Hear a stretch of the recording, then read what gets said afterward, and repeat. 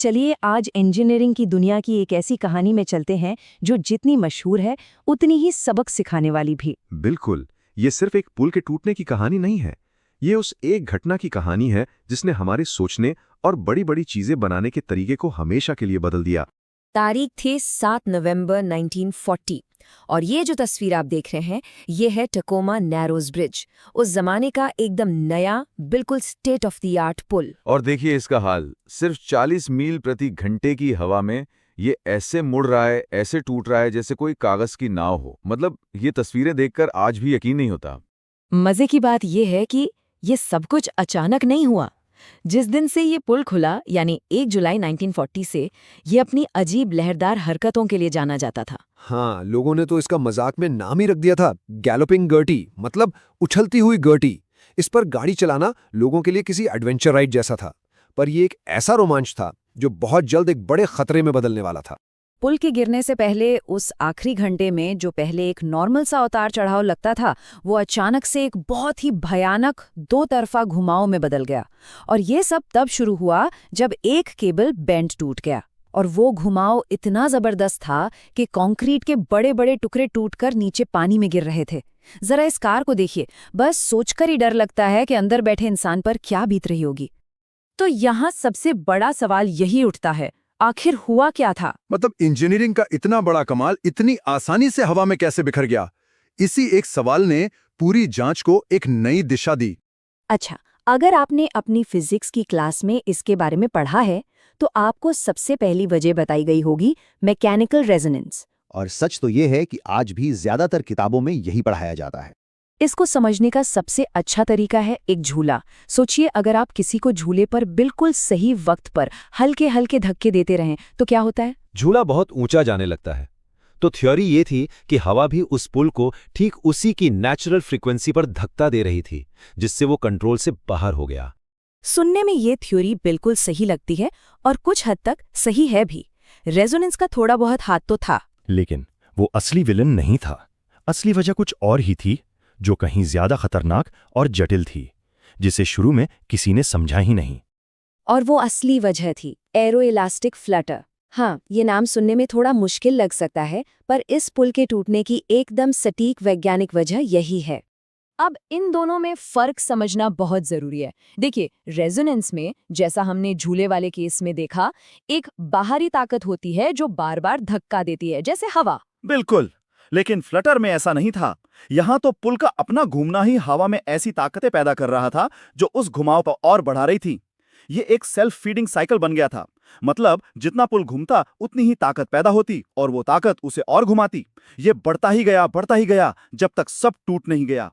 तो सवाल उठता है कि पुल ऐसा कर ही क्यों रहा था? इसका जवाब छिपा है उसके डिजाइन में। उस समय के ज्यादातर पुलों में जालीदार डिजाइन होता था ताकि हवा आर पार निकल जाए, पर इस पुल में ये ठोस एच शेप के गर्डर लगे थे और यही गलती हुई। ये ठोस हिस्सा हवा के लिए एक हवाई जहाज के पंख जैसा बन गया, जिसने लिफ्ट और ड्रैग पैदा किया और उसी जानलेवा फ्लटर को हवा दे दी। इस एक घटना ने, इस एक तबाही ने पूरी इंजीनियरिंग बिरादरी को अंदर तक हिलाकर रख दिया। ये एक बहुत बड़ा वेकअप कॉल था। सही कहा। इस हादसे ने उस दौर को खत्म कर दिया जब इंजीनियर सिर्फ हल्के से हल्का और लचीले से लचीला पुल बनाने की होड़ में लगे थे, बिना ये समझे कि हवा भी एक बहुत बड़ी ताकत है। तो इससे क्या बड़े सबक सीखे गए? पहला, कि पुल का शेप हवा के लिहाज से बहुत ज्यादा मायने रखता है। दूसरा, डिजाइन ऐसा हो जो घुमाव वाली ताकतों को झेल सके। और सबसे जरूरी सबक, विंड टनल टेस्टिंग। अब किसी भी बड़े पुल को बनाने से पहले उसके छोटे मॉडल को विंड टनल में टेस्ट करना अनिवार्य हो गया।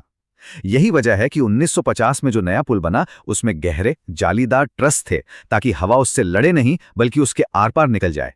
ये बात बहुत दिलचस्प है। उस समय की जो ऑफिशियल रिपोर्ट आई थी उसमें साफ लिखा था कि किसी को ये अंदाजा ही नहीं था कि एरोडायनामिक ताकतें इतने बड़े स्ट्रक्चर पर भी असर डाल सकती हैं। इसका मतलब ये है कि वो इसे अपनी गलती नहीं मान रहे थे, बल्कि वो एक ऐसी अनजानी ताकत का सामना कर रहे थे जिसे उस स्केल पर पहले कभी किसी ने नहीं देखा था। तो टकोमा ब्रिज ने हमें एक जरूरी बात सिखाई कि हमें अपने बनाए हुए स्ट्रक्चर्स को सुनना होगा, हवा और दूसरी ताकतों के प्रति उनकी प्रतिक्रिया को समझना होगा। बिल्कुल। तो अब सवाल ये है कि उस एक गलती से सीखकर आज हम ऐसे हादसों को कैसे रोकते हैं? यहीं पर आज की टेक्नोलॉजी काम आती है। आज हमारे पास स्ट्रक्चरल हेल्थ मॉनिटरिंग यानी SHM जैसी बहुत एडवांस फील्ड्स हैं। और साथ ही नॉन डिस्ट्रक्टिव टेस्टिंग यानी NDT। ये वो तरीके हैं जिनसे इंजीनियर किसी भी स्ट्रक्चर को बिना तोड़े फोड़े उसके अंदर की सेहत का पता लगा सकते हैं, कुछ वैसा ही जैसे डॉक्टर एक्स-रे या अल्ट्रासाउंड करते हैं। मिसाल के तौर पर आज की जो मॉडर्न पुल हैं वो हजारों सेंसर से लैस होते हैं। ये सेंसर रियल टाइम में हर चीज पर नजर रखते हैं, हवा की रफ्तार, तापमान, यहाँ तक कि केबलों में कितना तनाव है। मतलब ठीक वही ताकतें जिन्होंने टकोमा ब्रिज को गिराया था। ये एक तरह से पुल का 24 घंटे चलने वाला हेल्थ चेकअप है। और जब बात रेगुलर चेकअप की आती है तो आज इंजीनियर्स के पास कमाल के टूल्स हैं। जैसे कि अकाउस्टिक एमिशन टेस्टिंग, इससे वो मेटल में पैदा होने वाले तनाव की आवाज सुन सकते हैं, या अल्ट्रासोनिक टेस्टिंग से कंक्रीट के अंदर छिपी दरारों का पता लगा सकते हैं, इससे पहले कि वो कोई बड़ी मुसीबत बने। इन्हीं में से एक बहुत ही पावरफुल तकनीक है गाइडेड वेव अल्ट्रासोनिक टेस्टिंग या GWT। सोचिए कैसे काम करती है। इंजीनियर केबल के एक सिरे से एक खास तरह की अल्ट्रासोनिक तरंग भेजते हैं और सुनते हैं कि वो वापस कैसे लौटती है। अगर उस तरंग की गूंज में जरा भी गड़बड़ी है तो इसका मतलब है केबल में कहीं कोई खामी है। इस एक टेस्ट से वो 80 मीटर लंबे केबल की जांच एक ही जगह से कर सकते हैं। कमाल है ना? लेकिन कोई भी एक तरीका अपने आप में परफेक्ट नहीं है। जैसे ये टेबल दिखाती है, हर टेस्ट के अपने फायदे और नुकसान हैं। जैसे कंक्रीट का कोर सैंपल लेना सबसे भरोसेमंद तरीका है, पर इसमें स्ट्रक्चर को काटना पड़ता है। वहीं दूसरी तरफ रिबाउंड हैमर इस्तेमाल करना बहुत आसान है, पर उसके नतीजे कंक्रीट की सतह से प्रभावित हो सकते हैं। इसीलिए असल दुनिया में इंजीनियर इनमें से कई तरीकों को मिलाकर इस्तेमाल करते हैं ताकि उन्हें स्ट्रक्चर की सेहत की सबसे सही और पूरी तस्वीर मिल सके। और फिर कहानी पूरी होती है साल 1950 में, जब उसी जगह पर एक नया, पहले से कई ज्यादा मजबूत और सुरक्षित टकोमा नैरोज ब्रिज खोला गया।